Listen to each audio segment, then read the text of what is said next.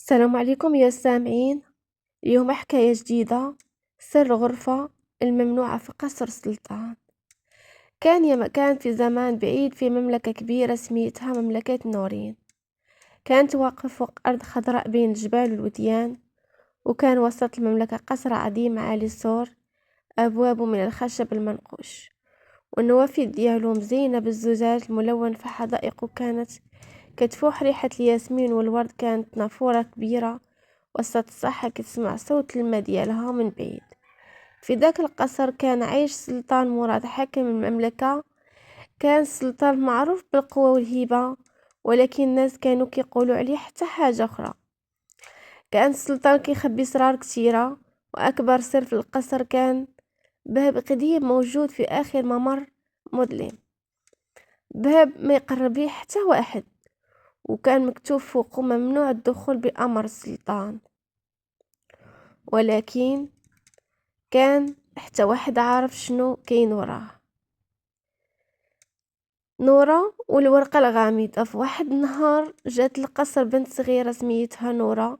نورة كانت يتيمة، تربات عند مرا كبيرة في العمر، ومن بعد جات تخدم في القصر باش تعيش وتعاون راسها.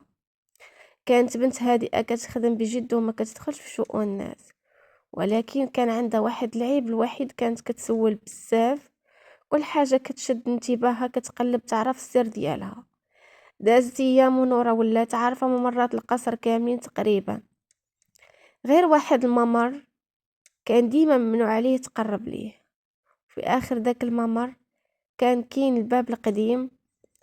كل مرة كانت نورة كتدوز حداه كتلاحظ الحراس كيشدوا فيه بزاف. وفي ليلة هادئة خرجت نورة من غرفتها باش تجيب الماء.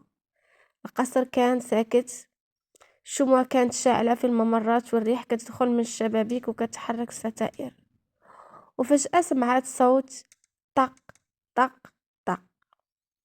وقفت عاود الصوت طق طق طق، كان جي من جهة الباب القديم. قربت نورة بشوية وفجأة سمعت صوت مرأة من الداخل. إلا كان شي حد يسمعني عافاك ساعدني. تراجعت نورة بخوف، ولكن قبل ما تهرب خرجت ورقة صغيرة من تحت الباب. خداتها بسرعة وجرت لغرفتها. فاش سدت الباب فتحت الورقة، كان مكتوب فيها الحقيقة ما ماتش، والحقيقة غادي تخرج. نهار يجي الشخص اللي يحمل خاتم القمر. نورة ما فهمات والو. شنو هو خاتم القمر؟ وشكون هذه المرأة؟ وعلاش محبوسة؟ هذا الجزء الأول. الراجل اللي كان يسمع من نعسات نورة داك الليل بقات كتفكر في الرسالة مع طول الفجر. خرجت من غرفتها، ولكن لقات من واحد الراجل كبير في العمر واقف بعيد كيتفرج فيها. كان اسمه العم بشير، كان أقدم خادم في القصر، وكان خدام مع السلطان من أكثر من 30 عام. قرب منها وقال: لقيتي شي حاجة البارح؟ نورا خافت، قالت: شنو كتقصد؟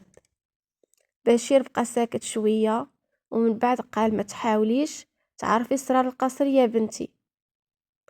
قالت نورا: ولكن كاينة مرة محبوسة تما.